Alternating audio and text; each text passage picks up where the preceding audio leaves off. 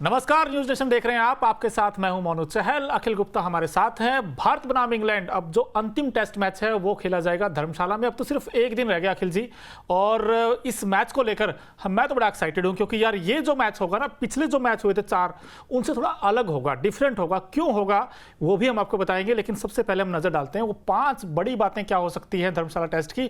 एक एक करके हम उस पर बात करते हैं। तो यानी कि जो सबसे पहली बात तो ये कि देखिए 7 साल के बाद धर्मशाला में टीम इंडिया टेस्ट मैच खेलेगी, क्योंकि लास्ट टाइम ऑस्ट्रेलिया के साथ इंडिया ने खेला था वो टेस्ट मैच 2017 में। और क्या तेज गेंदबाजों को इस विकेट के ऊपर मदद मिलेगी, ये सबसे इंपॉर्टेंट फैक्टर रहेगा। अश्विन और बेस्टो का ये 100वां टेस्ट मैच होगा, ये बाकी बड़ा दिलचस्प होगा दोनों खिलाड़ियों के लिए। और बेन स्टोक्स जो उनके कैप्टन है, हो सकता है वो बॉलिंग भी कर लें इस मैच में, क्योंकि उनके लिए तो कहते हैं ना साख की लड़ाई है। और उस तरफ से देखिए जसप्रीत बुमराह का भी टीम इंडिया में कमबैक हुआ है, यानी कि बुमराह मतलब इंडिया की 20% तो कहते हैं ना कि हावी हो जाएगा इंडिया जैसे ही बुमराह इस टीम में आएंगे। तो ये खास बातें हैं धर्मशाला टेस्ट की, जो कि भारत बनाम इंग्लैंड। और जो मौसम है वो बड़ा कहते हैं ना कि करवट बदलता हुआ नजर आया, क्योंकि बारिश भी हुई थी, लेकिन आज अच्छी बात यह है कि तेज धूप निकली हुई थी। अखिल जी, मुझे एक चीज़ बताइए, सबसे पहले तो मैं आपसे ये पूछना चाहता हूँ, मौसम करवट ले रहा है इस वक्त धर्मशाला में, ये सीधा सीधा किसको ज़्यादा फायदा मिलेगा, भारत को या फिर इंग्लैंड को? भारत को ही मिलेगा मोनू फायदा। हम इंग्लैंड के बारे में सोच ही क्यों रहे हैं, हम इंग्लैंड के बारे में बात भी क्यों कर रहे हैं यार। हम ऑलरेडी सीरीज जीत चुके हैं। हमारा टारगेट बस ये है कि मिशन 4-1 हमको क्लियर करना है, कंप्लीट करना है, बात खत्म हो जाती है। क्योंकि यार बातें हो रही है ना कि कंडीशन इंग्लैंड को सपोर्ट करेंगी, वेदर इस तरीके का है, क्योंकि इंग्लैंड में भी इसी तरीके का वेदर रहता है, ठंड हल्की हल्की ठंड रहती है, तेज गेंदबाजों को मदद मिलेगी। अभी तक भी तो पिच वैसी ही थी ना, तेज गेंदबाजों के लिए ऐसा तो था नहीं कि विकेट में तेज गेंदबाजों के लिए कुछ नहीं था। अब ऐसा कुछ क्या खास नया होने वाला है, तो इस बातों का हवा बनाया हुआ है। मैं कहूँगा इंडियन टीम को फुल सपोर्ट कीजिए, इंडिया 4-1 करने वाला है, 4-1 करने वाला है। लेकिन मजे की बात ये भी तो है ना कि यार देखिए जो वेदर है वो हम आपको दिखाते हैं। तो 7 मार्च को इस तरीके का मौसम रहेगा, फिर उसके बाद 8, 9, 10 और 11, यानी कि पिछले 2-3 दिन तो इतनी खास बारिश नहीं होगी, लेकिन जो स्टार्टिंग डे का पहला दिन होगा वो बड़ा इंपॉर्टेंट रहेगा। और यानी कि इसका मतलब ये है कि तेज गेंदबाजों को मदद मिलेगी। अगर आसमान में बादल होंगे तो अखिल जी यहाँ पे तो इंग्लैंड को थोड़ा बहुत एडवांस मिल सकता है उनको। नहीं, बेन स्टोक्स जरूर चाहेंगे कि यहाँ पे, क्योंकि इस तरीके का वेदर है, आप देख लीजिए 80% चांसेस हैं पहले दिन बारिश के। तो बेन स्टोक्स जरूर चाहेंगे कि पहले दिन टॉस जीतें और बॉलिंग करें, क्योंकि टॉस धर्मशाला में काफी बड़ा फैक्टर होने वाला है, काफी बड़ा रोल प्ले करने वाला है, डिसाइडिंग फैक्टर भी होगा। मैं कहूँगा बेन स्टोक्स जरूर चाहेंगे टॉस जीत के बॉलिंग करें, क्योंकि यशस्वी जायसवाल और रोहित शर्मा इन्होंने परेशान किया इंग्लैंड के पेस अटैक को, इंग्लैंड के फास्ट बॉलर्स को। खास तौर पर यशस्वी जायसवाल ने लगातार पहले मैच से लेकर वो चौथे मैच तक जस्ट बॉल क्रिकेट खेलते हुए नजर आए। हर एक गेंदबाज को उन्होंने परेशान किया, स्पिनर्स, पेसर। तो इंग्लैंड के कप्तान बेन स्टोक्स जरूर चाहेंगे टॉस जीतें और इंडिया के टॉप ऑर्डर को अपने पेस अटैक से परेशान करें। अच्छा, आपने टॉप ऑर्डर की बात की यार, एक नाम आया अब रिंकू सिंह का। अब वो क्यों आया है, वो टीम के साथ जुड़े हुए हैं वैसे भाई दा, उनको एक पिक्चर भी आई है, फोटो भी आई। ऐसा तो नहीं कि अखिल जी कहीं टेस्ट में डेब्यू करने जा रहे हो रिंकू सिंह? नहीं, इस तरह की, इस पर हमने एक पैकेज भी बनाया, आप जरूर देखिएगा। लेकिन काफी सारे सोशल मीडिया पे भी मैं देख रहा था कि रिंकू सिंह धर्मशाला में जुड़ चुके हैं टीम के साथ। ध्रुव जुरेल के साथ उनकी एक फोटो आई, इंग्लैंड के हेड कोच ब्रेंडन मैककलम के साथ उन्होंने एक फोटो पोस्ट की है अपने इंस्टा अकाउंट पर। लेकिन सवाल थे कि क्या धर्मशाला में डेब्यू करेंगे? बिल्कुल भी डेब्यू नहीं करेंगे। वो केवल एक फोटो शूट के लिए धर्मशाला पहुंचे थे, अब वापस धर्मशाला से वापस आ भी गए हैं, केकेआर के साथ जुड़ चुके हैं। एक T20 वर्ल्ड कप का फोटो शूट होना था, उसमें उन्होंने पार्टिसिपेट किया, फोटो खिंचाई, अब वापस केकेआर के साथ जुड़ चुके हैं और IPL की तैयारियां कर रहे हैं। तो आप मतलब निसंकोच रहिए, रिंकू सिंह का भी डेब्यू टेस्ट में नहीं हो रहा है। चलो नहीं हो रहा है, लेकिन फिर भी जो पॉसिबल प्लेइंग 11 है उस पर भी एक नजर डाल लेते कि भाई टीम इंडिया का राइट कॉम्बिनेशन क्या हो सकता है, क्योंकि मैच तभी जीतेंगे इंडिया जब राइट कॉम्बिनेशन खिलाएंगे। क्योंकि आपका 1-2 वीक लिंक अभी भी नजर आता है, वो है रजत पाटीदार। अब नंबर 4 का स्लॉट बड़ा इंपॉर्टेंट है, क्योंकि ये ऐसा स्लॉट है जहां से मैच बनता है। क्योंकि ये जो स्लॉट है यहाँ पर विराट कोहली टीम इंडिया के लिए खेलते हैं। तब देखिए इतना बड़ा नाम विराट कोहली। अब जो प्लेइंग 11 होगा अखिल जी, वो आप किस तरीके का देखते हो? क्या यहाँ पर तेज गेंदबाजों के अनुकूल वैसे सिचुएशन होंगी? तो ऐसे में क्या कुलदीप यादव जाएंगे बाहर, या अश्विन जाएंगे, या जडेजा, या फिर आप लगता है कि यार सिराज को रेस्ट करा सकते हैं? नहीं, जो भी रिपोर्ट्स आ रही, जो मैंने देखा भी है, आज टीम इंडिया ने अभ्यास किया है, वहां पर आकाशदीप और बुमराह ने लंबे स्पेल डाले, काफी तेज गेंदबाजी की, काफी लगातार गेंदबाजी की। सिराज ने केवल 1 आधा ओवर का स्पेल डाला, उसके बाद वो आराम करते हुए नजर आए। तो संकेत तो ये दे रहे हैं कि शायद आकाशदीप खेलेंगे। इंडिया शायद 3 पेसर्स के साथ भी जाए मैदान पर। लेकिन जो इतिहास कहता है वो ये है कि जब 7 साल पहले हमने ऑस्ट्रेलिया के खिलाफ ये मैच खेला था यहाँ पे धर्मशाला में, कंडीशन सेम थी मोनू, तब भी बारिश हुई थी और इन्हीं दिनों मैच खेला गया था मार्च में। तब इंडिया केवल 2 पेसर्स के साथ मैदान पर उतरा था, भुवनेश्वर कुमार, उमेश यादव, बाकी 3 स्पिनर थे, अश्विन, कुलदीप और जडेजा, जो कि अभी भी टीम के साथ जुड़े हुए हैं। तो मुझे लगता है कि विनिंग कॉम्बिनेशन में कोई छेड़खानी नहीं होगी। आकाशदीप की जगह बुमराह आ जाएंगे, इतना ही चेंज हो सकता है। इतना ही चेंज हो सकता है।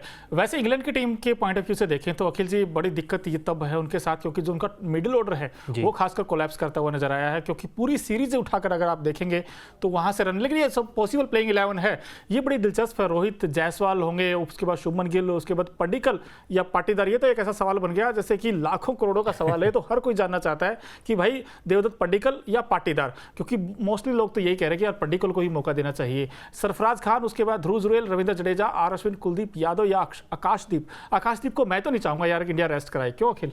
यार अब वो मैं, लेकिन बुमराह आएंगे तो आपको बाहर बैठाना पड़ेगा। फिर बात ये भी होती है ना मनु कि आप कुलदीप यादव को क्यों बाहर बैठाएंगे, क्योंकि वैसे भी जब कुलदीप यादव के आप करियर की बात करेंगे ना, आप हमेशा कहेंगे वनडे खेला बंदा, T20 खेला, मैच भी जीता है, सिंगल हैंडली मैच भी जीता है। जब टेस्ट क्रिकेट की बात आई आपने फिर से उनको बाहर कर दिया, जबकि इस सीरीज में वो पहला मैच खेले नहीं थे, दूसरा तीसरा चौथा मैच लगातार खेलते आए, अच्छा परफॉर्मेंस भी किया। पिछले मैच में तो अगर इंडिया जीता है तो ध्रुव जुरेल के अलावा इस खिलाड़ी को भी क्रेडिट जाता है, 4 विकेट दूसरी पारी में लिए थे, बल्ले से जो योगदान दिया था। मैं नहीं चाहूंगा कुलदीप यादव को बाहर बैठाया जाए। बिल्कुल, और ये एक चीज़ तो है यार नोटिस करने वाले कि जो इंग्लैंड का जो बैटिंग लाइनअप अगर आप देखोगे, जो रूट का 100 बनाना अखिल, जिसका मतलब साफ ये है कि जब ये खिलाड़ी जब फॉर्म में आ जाए एक बार, क्योंकि 11,000 रन है इसके टेस्ट फॉर्मेट में, इकलौते ऐसे बैट्समैन इतने तो टीम इंडिया के नहीं है, पूरी टीम इंडिया के, तो सोचने वाली बात है। जो रूट का फॉर्म में आना, मतलब आपको लगता है इंग्लैंड को थोड़ा सा एज मिल जाएगा। और दूसरी चीज़ ये भी तो है ना, जो कंडीशंस वहाँ की हैं धर्मशाला की, वो ओवरकास्ट कंडीशंस में, तो जिसके पास जेम्स एंडरसन जैसा उनके पास तूफानी गेंदबाज हो, जिनके नाम 2 विकेट दूर हैं, सिर्फ 700 विकेट दूर अपने हासिल करने से, और साथ में ओली रॉबिन्सन का इस टीम में आना, मार्क वुड इनफैक्ट इस टीम में है, तो जब 3 तेज गेंदबाज हों और जो रूट का फॉर्म हो, आपको लगता है कि इंग्लैंड थोड़ा सा स्लाइट एडवांटेज होगा इंग्लैंड को? इंग्लैंड को बड़ा एडवांटेज होगा, लेकिन मुझे लग रहा है ना कि एंडरसन को शायद आराम मिलेगा। पहले आपको इंग्लैंड की संभावित प्लेइंग 11 बता दें। जैक क्रॉली बेंडकेट ओपन करते हुए नजर आएंगे, उसके अलावा ओली पॉप हैदराबाद टेस्ट के हीरो, जो रूट जिनके बारे में उन्होंने भी बात की, जॉनी बेस्टो जो कि अपना 100वां टेस्ट मैच खेलने वाले हैं, Ben Stokes captain, Ben Foakes wicket keeper, Tom Hartley series के लीडिंग विकेट टेकर हैं, ओली रॉबिन्सन, शोएब बशीर या मार्क वुड में से कोई एक, और जेम्स एंडरसन। लेकिन मोनू, मुझे इस प्लेइंग 11 को देखने के बाद पता नहीं ऐसा क्यों लग रहा है कि एंडरसन को बाहर बैठाएंगे और गेस एटिंगसन को प्लेइंग 11 में लेके आएंगे। युवा खिलाड़ी हैं, टेस्ट डेब्यू उनका हो सकता है अगर उनको मौका मिला तो, क्योंकि कंडीशन जैसे हम कह रहे हैं ना कि बादल है, पहले दिन बर्फ भी पड़ सकती है, 80% चांसेस बारिश के हैं, तो ऐसे में हो सकता है कि इंग्लैंड एंडरसन को आराम कराकर गेस एटिंगसन को लेके आए, एक युवा जोश को लेके आए। पर यार अखिल, आपको लगता है एंडरसन को क्यों आराम कराएंगे वो लोग? क्योंकि देखिए एंडरसन तो आप ये देखिए 700 विकेट जिसके खिलाड़ी के पास हों, आप उसको रेस्ट क्यों कराएं? क्योंकि इंग्लैंड के ऊपर भी तो सवाल उठे हैं ना, बेन स्टोक्स की कैप्टनसी के ऊपर भी सवाल उठे हैं। सवाल ये भी उठा है ना मोनू, आपको इसलिए बीच में रोक रहा हूँ क्योंकि एंडरसन ने कुछ खास परफॉर्मेंस किया नहीं है, दूसरा तीसरा चौथा मैच खेले जरूर है, लेकिन उस तरह की लय में नजर नहीं आए, विकेट उस तरीके नहीं मिले, गुच्छों में विकेट निकालने के लिए एंडरसन जाने जाते हैं, लेकिन इस सीरीज में वो इंपैक्ट, वो इंटेंट एंडरसन की गेंदबाजी में मुझे तो नजर नहीं आया। मुझे लग रहा है कि शायद, और तेज गेंदबाज भी है मोनू, ऑलरेडी 185-187 मैच खेल चुके हैं, शायद उनको आराम दें, क्योंकि सीरीज इंग्लैंड ऑलरेडी हार चुका है। अपने प्लेयर का वर्कलोड मैनेज करना भी उनके लिए बहुत जरूरी है। बिल्कुल बहुत जरूरी है, लेकिन दूसरी चीज ये भी तो है ना, यशस्वी जायसवाल के ऊपर थोड़ी सी बात इसलिए करना चाहते हैं क्योंकि लीडिंग रन स्कोरर है, अब तक हाईएस्ट रन बना चुके, 655 रन उनके नाम है यशस्वी जायसवाल का। जो खेलने का अंदाज मुझे अच्छा लगता है, क्योंकि जब डेब्यू हुआ था, डेब्यू में ही दिखा दिया था कि इस खिलाड़ी में दमखम है, जैसे उन्होंने वेस्ट इंडीज में जो रन बनाए थे, और उसके बाद फिर जिस तरह का परफॉर्मेंस उन्होंने दिया, कंसिस्टेंसी एक इंपॉर्टेंट चीज है, वो कंसिस्टेंट रन बना रहे हैं इस वक्त टीम इंडिया के लिए।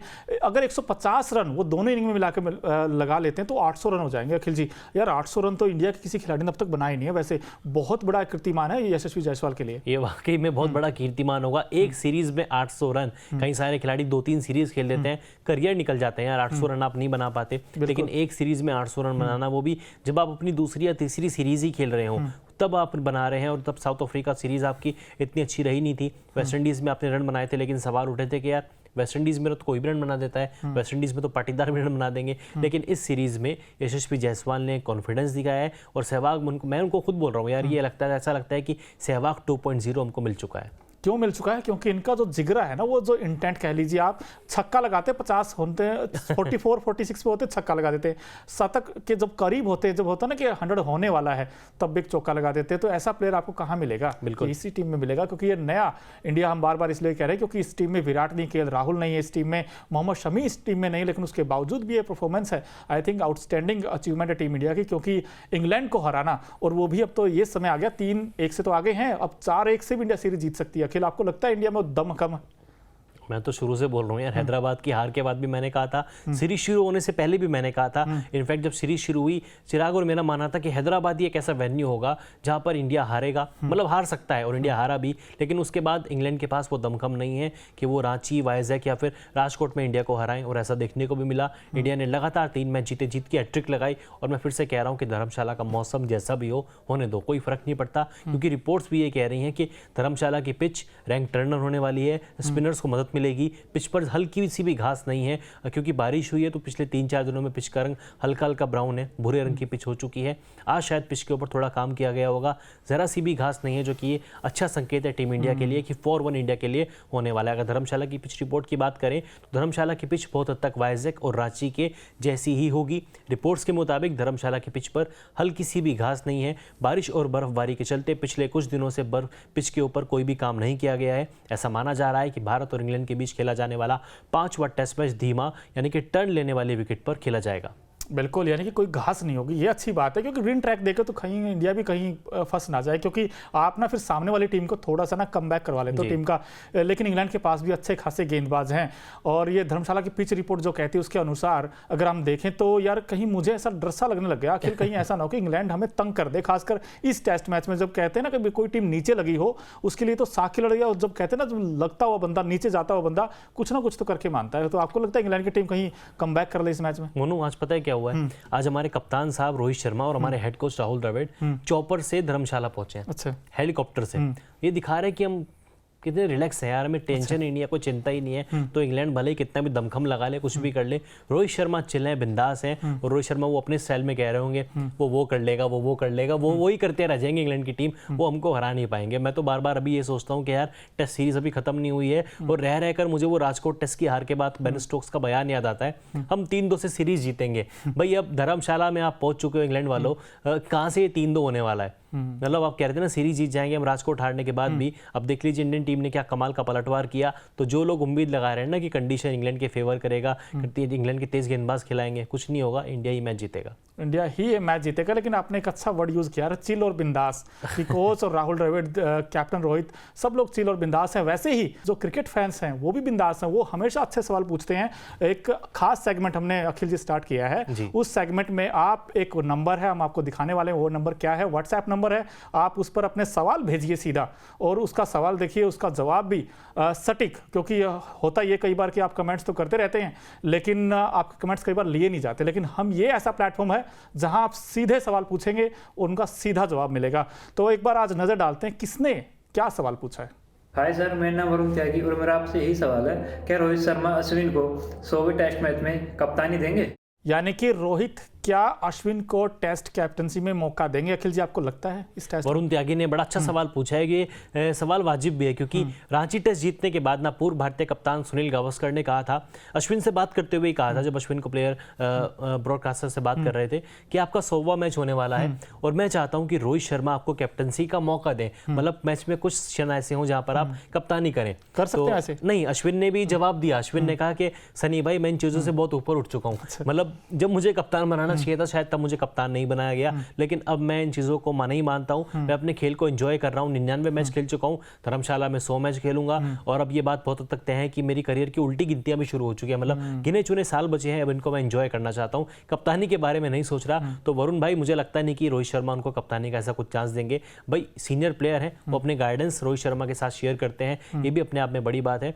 तो ये बड़ा अच्छा सवाल पूछा। लेकिन एक और मैं आप सभी से कहना चाहूंगा, आपके सवाल हम तक पहुंचते हैं, लेकिन आप कई बार टेक्स्ट में लिख देते हैं, कई बार मैसेज आप टाइप करके भेजते हैं, आप वीडियो बनाकर भेजिए, हम ऐसी ही आपकी वीडियो दिखाएंगे, और ये वाकई में आपके लिए एक बड़ा पल होगा। बिल्कुल, इसलिए भी है क्योंकि जब आप सवाल पूछते हो ना, कमेंट लिखते हो, तो शायद किसी लोगों को पता चलता है, लेकिन आप जब बोलते हो वो बात, वो आपको पूरी दुनिया सुनती है उसकी ये बात, जो आप सटीक सवाल करते हो, अच्छे सवाल करते हो वैसे सब लोग।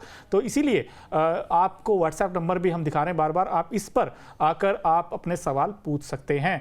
अब अखिल जी, ये जो टेस्ट मैच है ये क्यों खास है, इसके क्या मायने हैं, वो भी हम आपको बता रहे हैं। क्योंकि इस टेस्ट मैच में आपको क्या लगता है, आप भी बताइए। जो पहले तो मैं अखिल से ही पूछ लेता हूँ, अखिल, क्या यशस्वी जायसवाल ऐसे प्लेयर बन जाएंगे जो 150 रन बनाते ही वो 800 रन बना लेंगे? पहला सवाल। नंबर 2, जेम्स एंडरसन जो हाईएस्ट विकेट टेकर हैं इस वक्त, तेज गेंदबाज, पूरी दुनिया में छाया हुआ है, सिर्फ 2 विकेट दूर है, 700 विकेट उनके पूरे हो जाएंगे। नंबर 3, रोहित अब छक्कों के बादशाह हैं वो, पुल शॉट अच्छा खेलते हैं। वीरेंद्र सहवाग के नाम 90 छक्के हैं टेस्ट फॉर्मेट में। अगर वो 10 छक्के और लगा दे इस टेस्ट मैच में तो 91 छक्के हो जाएंगे और रिकॉर्ड तोड़ देंगे। दुनिया के क्या मतलब, उनका तो परचम ही ऐसा है जिस तरीके से वो बैटिंग करते हैं। भारत के इकलौते ऐसे बैट्समैन बन जाएंगे जिन्होंने सबसे ज्यादा छक्के लगाए हैं टेस्ट फॉर्मेट में। और इसके अलावा कुछ अखिल जी आपके पास हो तो वो भी बता दीजिए। नहीं, 10 छक्के लगाना वैसे हिटमैन के लिए बड़ी बात नहीं है, लेकिन टेस्ट फॉर्मेट में आप कह सकते हैं कि थोड़ा सा बड़ा टास्क हो सकता है। लेकिन 10 छक्के छोड़िए, अगर एक छक्का भी लगा देंगे रोहित शर्मा तो WTC में अपने 50 छक्के पूरे कर लेंगे। बेन स्टोक्स के बाद ऐसा कारनामा करने वाले हिटमैन केवल दुनिया के दूसरे खिलाड़ी बच जाएंगे। इसके अलावा अश्विन और बेयरस्टो का 100वां मैच होने वाला है और धर्मशाला में आज तक किसी भी भारतीय खिलाड़ी ने शतक नहीं जड़ा है। हालांकि एक ही मैच खेला गया 2017 में, तब स्टीवन स्मिथ ने एज ए कैप्टन ऑस्ट्रेलिया के लिए शतक ठोका था। और मुझे इस बार उम्मीद है कि इंडिया की ओर से पहला शतक आ रहा है। 3-4 दिन पहले भी प्रेडिक्शन की थी शुभमन गिल 100 लगाएंगे, फिर से कह रहा हूं कि गिल शायद धर्मशाला में 100 लगाने वाले हैं। और बात जहां तक आपने किया ना कि एंडरसन की, अगर खेलते हैं तो निश्चित तौर पर वो 700 विकेट अपने पूरे कर लेंगे।